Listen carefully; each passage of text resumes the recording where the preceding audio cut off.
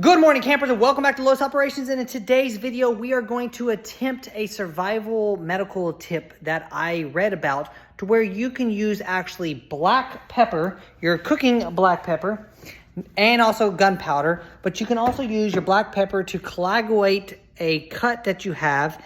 And I know YouTube is not going to allow me to cut my own finger for this, but I got cut today working with tile, so we're going to use this advantage to make this video. So let's begin.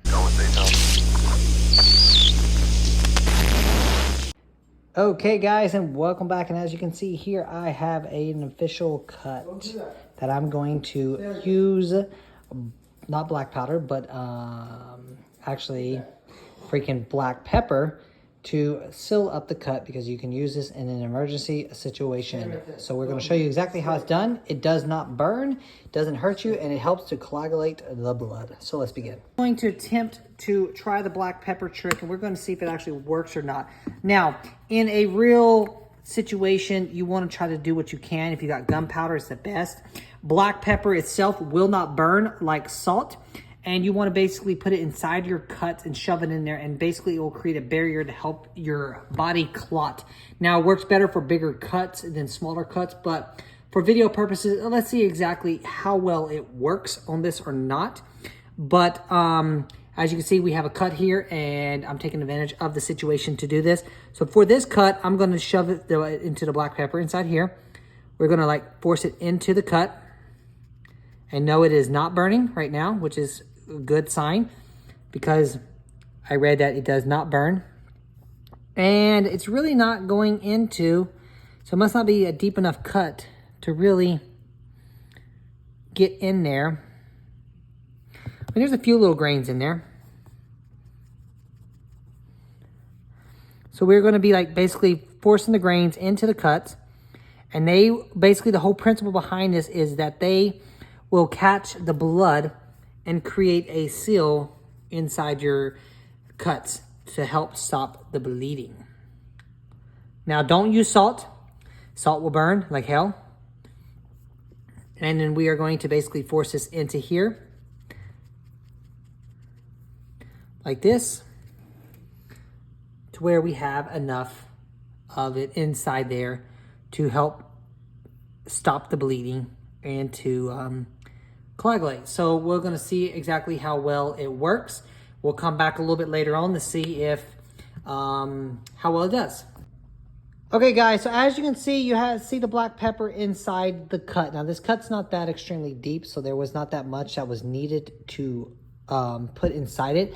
But the whole principle behind this, and the finer the black powder is, the better it will work, is that basically you are trying to create a safe barrier for the blood to adhere to and to dry on, so you can basically create a scab.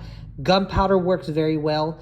I mean, black powder also would be a safe alternative because it's a natural spice that's not going to cause any infections or stuff like that. And then basically once it is done bleeding and it's somewhat healed, it would be best to clean it off. But before you add the black powder, always sterilize your cuts and your wounds so that you have the least amount of bacteria inside them if you are able to. And then after you're done putting it in there, you wrap up your cuts with whatever you need to keep the black pepper in it so it can create a, basically help create a seal. Now, I did a Band-Aid because Band-Aids usually still cause me to bleed after, even if I stop bleeding naturally. It only takes me 4 minutes to stop bleeding naturally. But I want to try it for this video to see exactly if any extra blood does get squeezed out, how well the black pepper works, because you never let a situation go to waste to create a survival video, or at least show people how it is done. Okay guys, and welcome back to Lowe's Operations, and here we are about 2 hours later after I did the black pepper inside of the cut. So we're going to see exactly what it looks like after the pepper was allowed to sit there on my cut that was bleeding, so it could coagulate the blood to the best of its ability.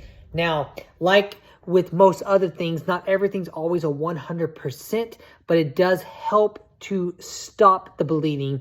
It won't heal you faster, but it will help stop the bleeding so that your body can create its own scab so that it can heal faster naturally. So we took this off here, and as you can see here, We still got the black pepper inside of the cut if it can focus in, but the blood is not there no more.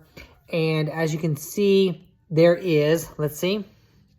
There is no blood, if you can see, inside of the thing here.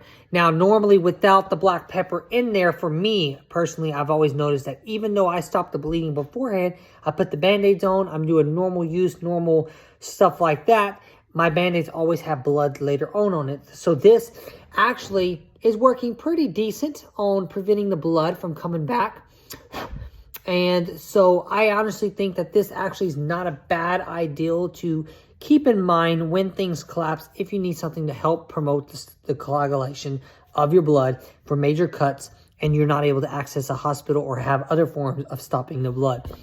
So this would work something like your blood clot, your stop blood clot type of packages that you would need, your like stop bleeding packages that you would basically pour on your big major cuts in the same way. Now, does black pepper be used for extremely deep cuts? I doubt it. So I would just keep those more to your surface cuts or your big cuts that are opened up enough to where you need to slow the bleeding down, and then you wrap it up and then you monitor it or get medical help soon after that. So hope you enjoyed this little informational medical video, and Lotus Operations out.